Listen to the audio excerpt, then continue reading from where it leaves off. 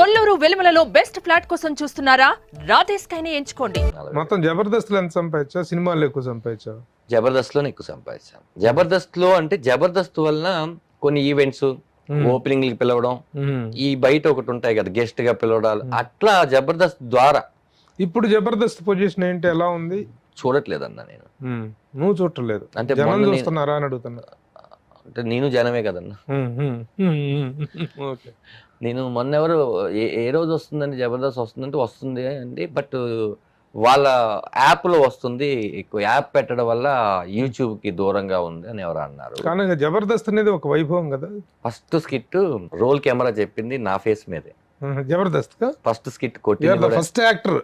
నేను స్టేజ్ మీదకి ఎక్కి రోల్ కెమెరా యాక్షన్ అన్నది నాతో స్టార్ట్ అయింది. Pioneer of Jabardasth.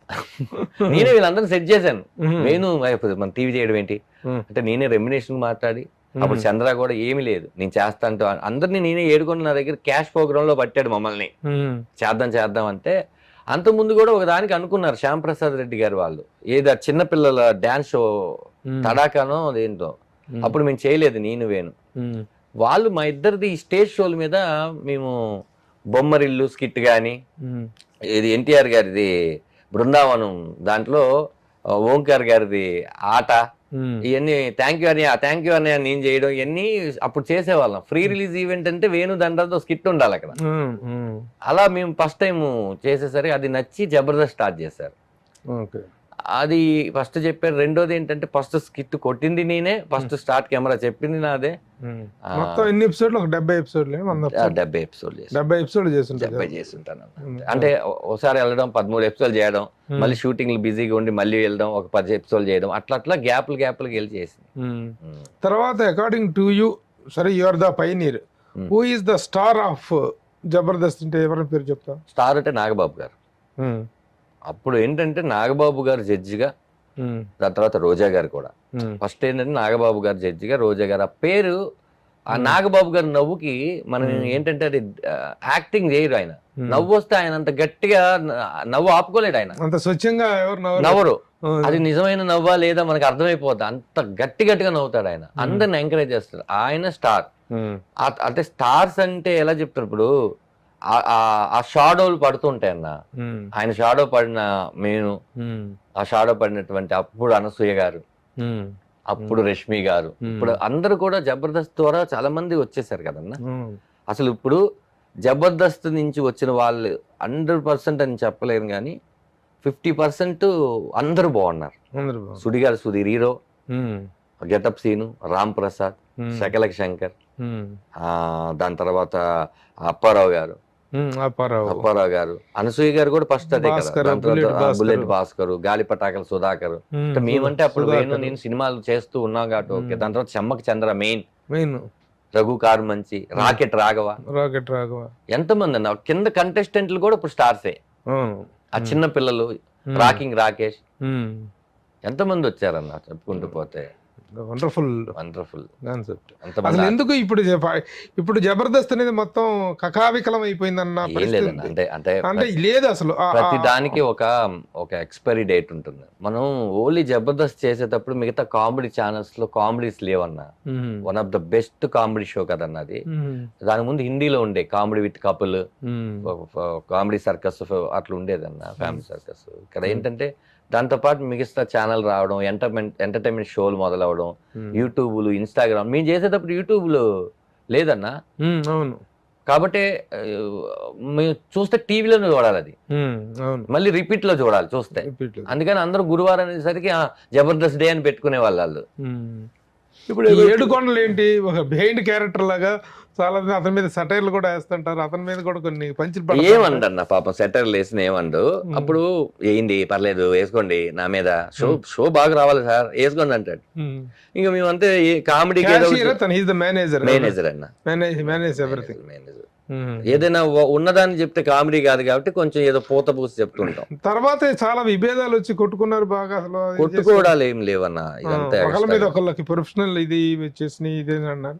అసలు లేదన్న, అంటే మేమున్నప్పుడు లేదు, మరి ఎవరు ఉన్నప్పుడు ఇది జరిగిందో నా దాకా అయితే తెలియదు. మేము ఉన్నప్పుడు అయితే అసలు అలాంటిది ఏం లేదు. మేము ఏదైతే యాజమాన్యం ఉందో యాజమాన్యం చెప్పే వచ్చిన వాళ్ళం మేము, అంతే. మాకు అదేం లేదు. మళ్ళీ జబర్దస్త్ పూర్వ వైభవం వచ్చే అవకాశం ఉందా?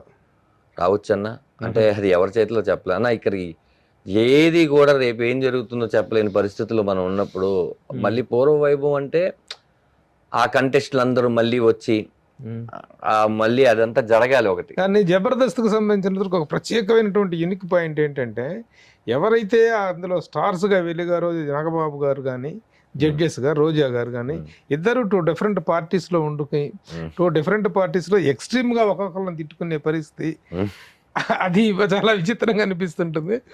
మీరు ఉన్నప్పుడు వాళ్ళ మధ్య అలాంటివి ఏమైనా ఉండేవా? మేము ఉన్నప్పుడు లేదు, అసలు నాకు తెలిసి ఎప్పుడు లేదు. వాళ్ళిద్దరూ మమ్మల్ని బాగా ఎంకరేజ్ చేసేవాళ్ళు. అప్పటికి నాకు తెలిసి రోజా గారు టీడీపీలో ఉన్నారు అనుకుంటా. అప్పుడు టీడీపీలో ఉన్నారు అప్పుడు. మాకు అసలు రాజకీయాలతో దాంతో సంబంధం లేదు. ఆవిడ కూడా ఎప్పుడు ప్రస్తావించే వాళ్ళు కాదు.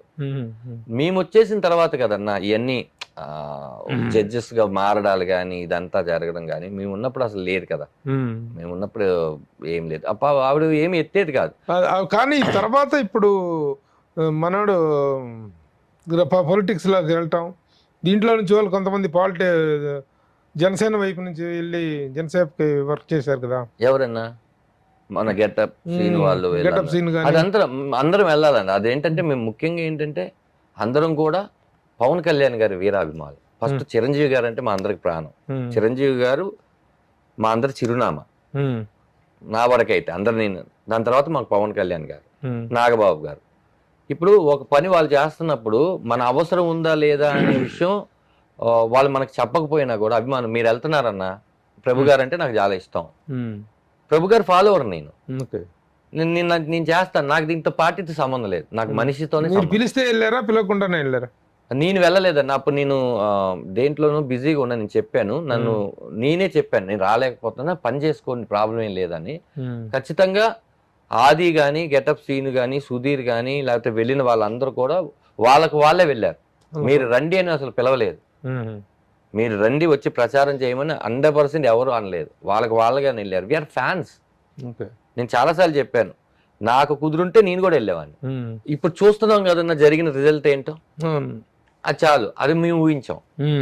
తర్వాత కలిసారా మీరు అందరూ వెళ్ళి?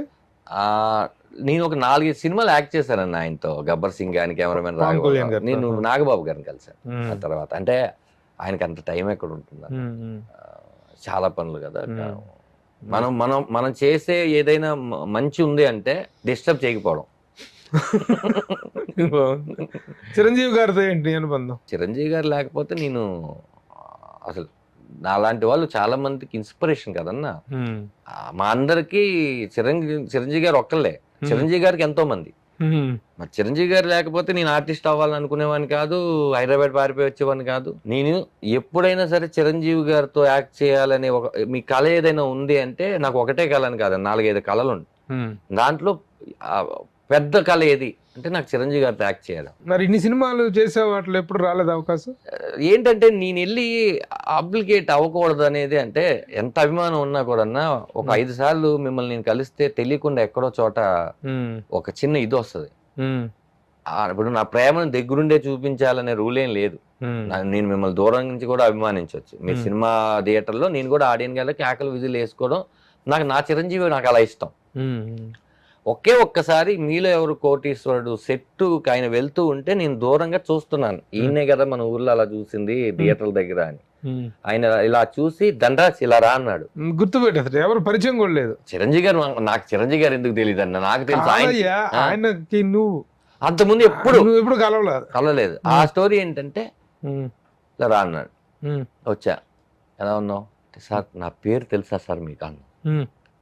మా నాగబాబు చూపిస్తుంటాడు జబర్దస్త్, నేను పడి నవ్వుతాను. నువ్వు జగదీక్ వీడ్ అట్ల సుందర్లో ఆ శ్రీదేవిలో ఏడి గట్టప్పేస్తే ఎంత నవ్వుకున్నానని ఆయన చెప్పారు.